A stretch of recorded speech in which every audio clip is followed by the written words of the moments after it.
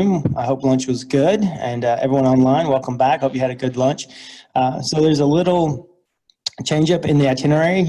Mr. Nate Saint could not grace us with his presence to talk about GRC tools today. So Mr. Stutzman, the CEO of Trusted Internet, is going to be talking to us about how to prevent home infestations, especially I think that's a very relevant topic, especially in today's environment where so many people are working from remote locations and from their home. So Jeff, we're going to go ahead and hand it over to you, and I'll monitor the chat to make sure if there's any questions. I'll relay those to you at the end of the presentation, sir. Perfect. Hey, so look, this is a topic that I've been getting asked about since March, and it's a big deal, and I've never really seen one of these presentations done well. So I've been asked to do it again. I'm going to just tell you this is the first time I'm giving this deck. I really hope you'll love it. And if you don't, provide me some, feedback. All good, because it makes it better. But here we go. So, all right, we've already kind of covered this, right? So I'm Jeff Stutzman, former Navy intelligence officer, 10-year enlisted comms guy. Before then, I grew up in the day of command line Linux, and command line Unix actually was before Linux came out, and I was one of the first people to use it. But Navy intelligence officer doing cyber before cyber was known as cyber. It was asynchronous warfare, information warfare, did a lot of that kind of stuff. Chief Information Security Officer, Northrop Grumman Electronics, built Northrop Grumman's Advanced Persistent Threat or Counter Advanced Persistent Threat team. Worked for Carnegie Mellon twice, was the DICE director. And so that's probably of interest to you guys because you're talking about CMMC. So now what I do is I help a lot of small and medium-sized companies. So I'm the CISO to this is my largest client, is a 7,500 person oil and gas. I've worked with one of the NBA head coaches here for about 2 years. I've got a whole bunch of small defense companies that I work with, and we deal with a lot of, believe it or not, executive homes and also high net worth homes. And so that's where this is coming from. And I wanted to just share some really good lessons learned. A little bit about the company. I mean, we're an MSSP, Managed Security Service Provider. Don't call me when you're out of printer ink. Don't call me when you need to reset your iPhone. We don't do that. We'll call you before you get hacked, hopefully. But we deal with a lot of the compliance things, and I had never really intended to be back in the government space. CMMC was like the last thing on my mind. Building an MSSP was going to be my executive tour into the sunset. Just a little small MSSP, and I was going to monitor dentist's office with Cisco Meraki's, and man, it didn't take long for that to to fall through the cracks and get sucked back into the deep end, and that happened through the ransomware event that you just heard about a few minutes ago. So these are some of the things that we offer. I'm just going to keep on moving on. This is actually pretty cool. So we're like less than 3 years old, and this year we were number 148 on the top 250 MSSPs in the world. This is like the coolest thing ever. Last year we were 160, and I think we had 5 people. And so we do a lot of things with really great partners like Jonathan. I mean, we love working with these guys. We have engineers that are pre-positioned in various parts of the country so that we can be really hyper responsive. So we don't go out and we're not looking for 4,000 clients. We're looking for a couple of really good ones, and that's what we've done. So we love working with small companies, and it's apparently showing. All right, so to the meat of it. Anybody know what these guys are? And I know you know what they are. They're bed bugs. And so this kind of struck a chord with me because I was in a hotel last year and one of my kids got eaten by bed bugs, and it became a real problem. And of course, now how do you get them out? And so this is what I think about when I think about working from home, is that we're not just getting hacked, you're getting infested. And they're like these bed bugs that just, they come in and you gotta work to get rid of them. And so just a little bit of knowledge is power. So what I'm gonna do is just cover a couple of high scenarios, and I'm going to tell you what to do about it. I'm going to tell you how I protect my own house and how I protect my office. And so number one, home automation systems. Everybody's got some kind of a home automation system or a headless computer, right? So you've got maybe a Peloton bike, or you've got, Control4 is for rich people. Sonos is for poor people like me. And so, that's a big deal. Nest cameras, Nest systems, Ring devices, Crestrons are also for more complex homes. But phishing, targeted activities, we're going to talk a little bit about that. Gaming, everybody hears about it. Nobody really knows what it means. I'm going to tell you. So moving on to the first one, right? This is what we see, and I'm not going to ask for a raise of hands because I'm not in person. But listen, you're gonna lie to me and tell me that this is not what you have in your house, because this is what we find in almost every house, and this is what we find in almost every small business. Is we see a Comcast modem, which, by the way, does not protect you, right? $129 a month does not get you full-on cyber protection, and then we see it connected to a Netgear router typically. But it could be another one, but Netgear seems to be the popular. And if it's not a router, it's going to be a switch. But nowhere in this do we see, any kind of protection, right? So this is unprotected, and bad things happen when you do this. And I'm going to tell you how it happens. Video surveillance and other headless systems are just targeted all the time. Look, these are scans that are happening day in and day out, day in and day out. And if you're looking at your telephone right now, I'm going to tell you probably should not be looking at your telephone anymore, because if you've got one of these, you're going to want to see what I show you next. This is what we're looking at, right? So when you think about a smart home, you've got everything, and everything is connected through this crappy little architecture up here in the upper left. So if you can see it on your pad or you can see it on your phone, guess what? So can other people. And literally on any given day, and this is right off of our Elastic backend, showing the number of activities that are going against headless computer systems. It's our top 25 attacks, and they're all automated on a regular basis, and they're looking for things. And there's that Netgear right there, 1,600 of them in this little 28-day period. But right across the board, these things for the most part are looking for embedded Windows or Linux systems inside of headless computers. Now there are others, of course, but this is a really big deal. Every single thing that you see in this smart home has got some kind of a web server built in, or some kind of a controller that's pushing something out to the cloud, or something that's going to make it so that you could control something by your smartphone when you're sitting at Starbucks on that insecure wireless network down there.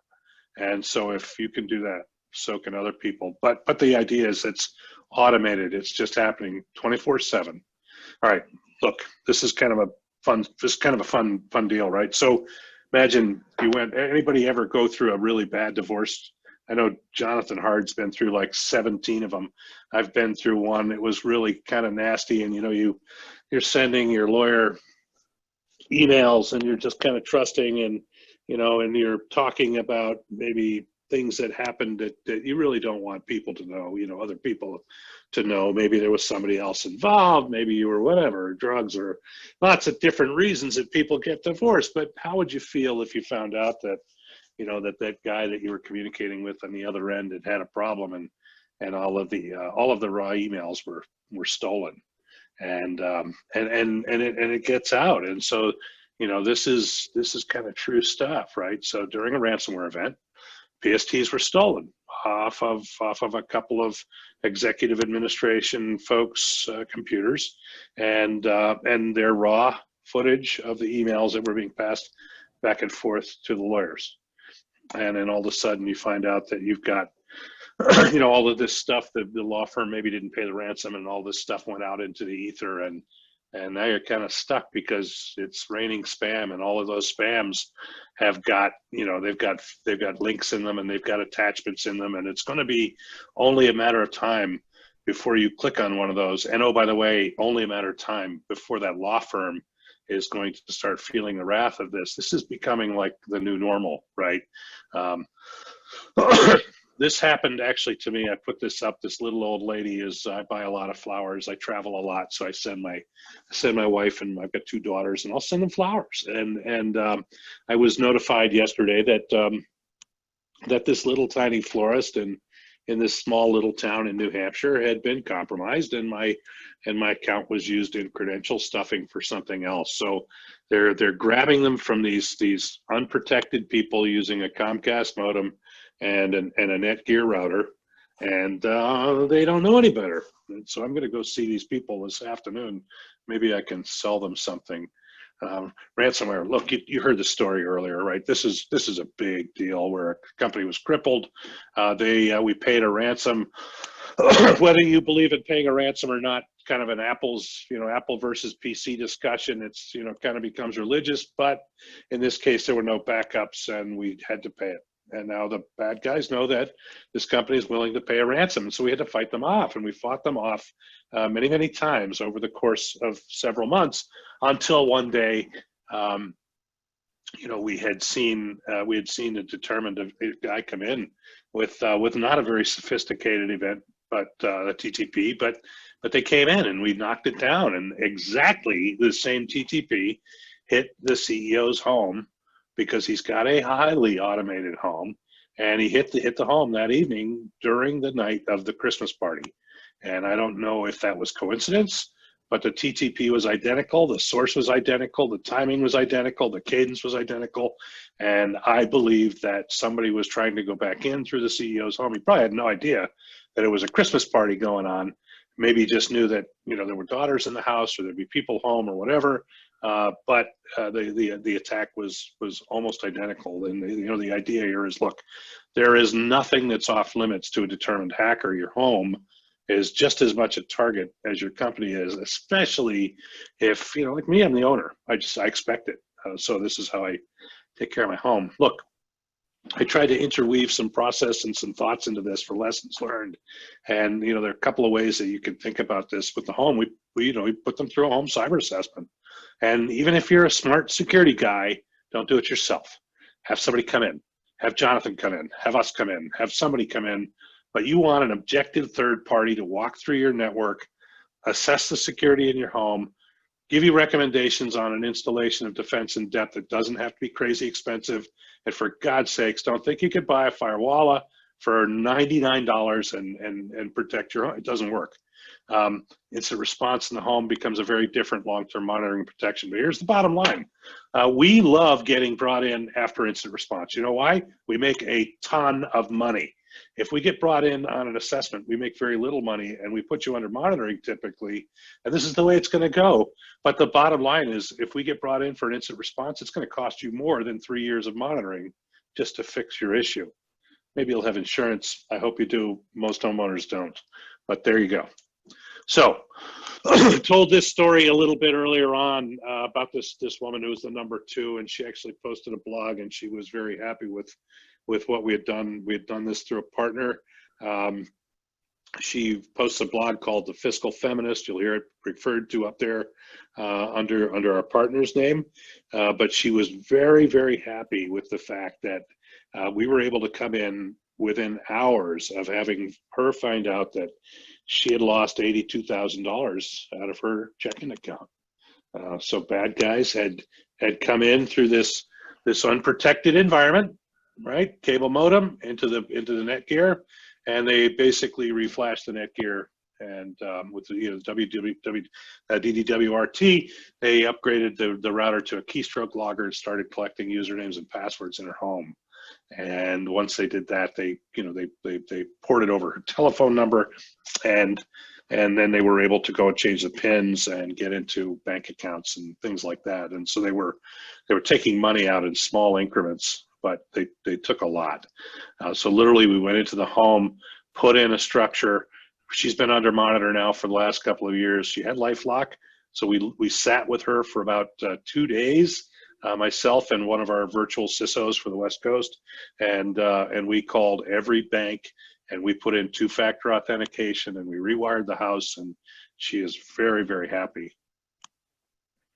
So I want to just put this up there, right? This I thought was going to be an animation, but that's okay. So these are security advisories that came, I just pulled them the other day on Netgear.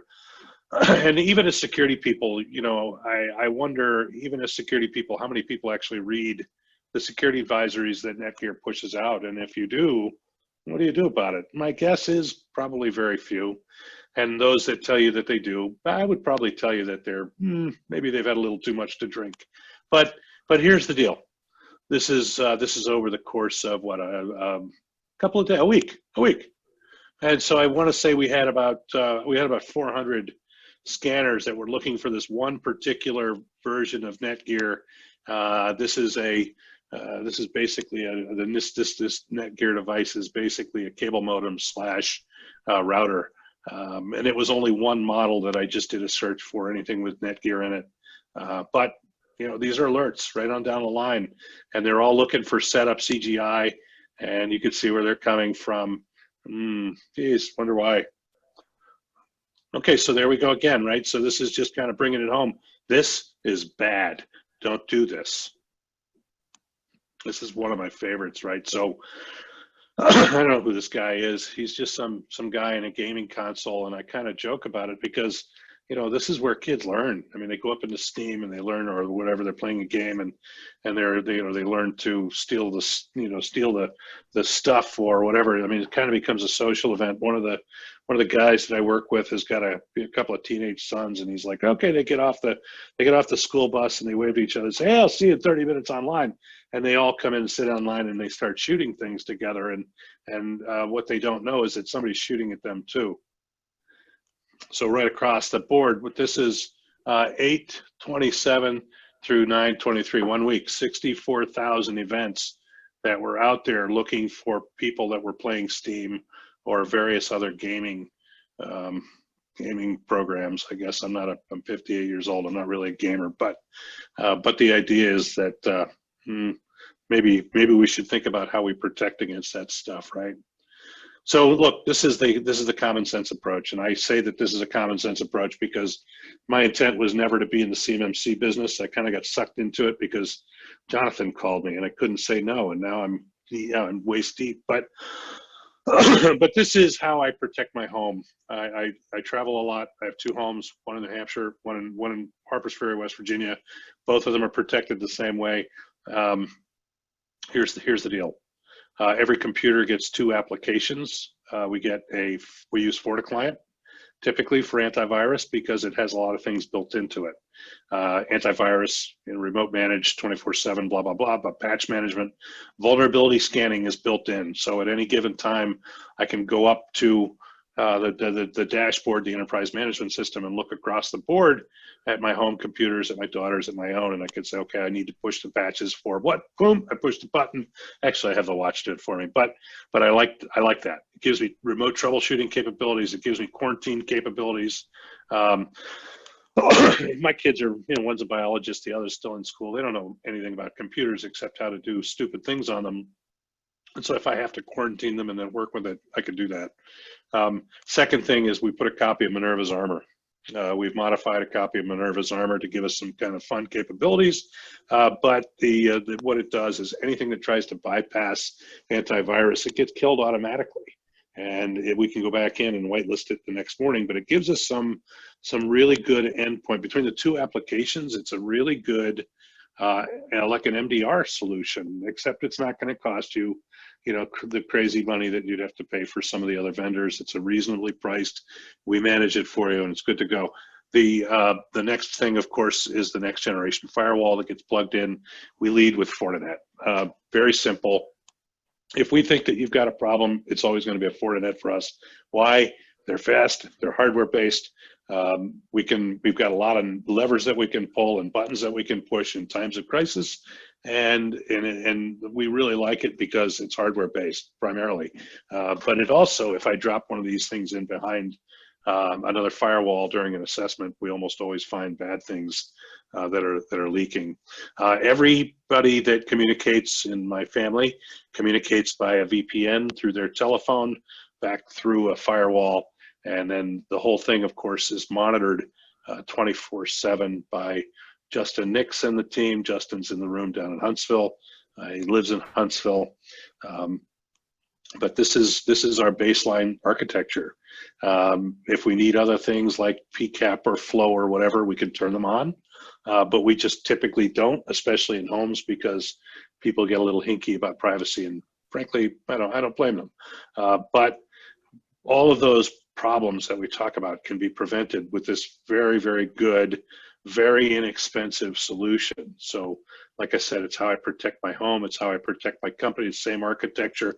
It's the exact same architecture that we use for our clients, and it works. So I'm going to just hang out. This is how you can contact us. We do have a concierge. She answers the phone. She lives in Fort Worth. She's got a very sweet phone voice. So even if you've done something stupid in your house or you have that architecture that we've talked about, she's not going to yell at you. So there you go.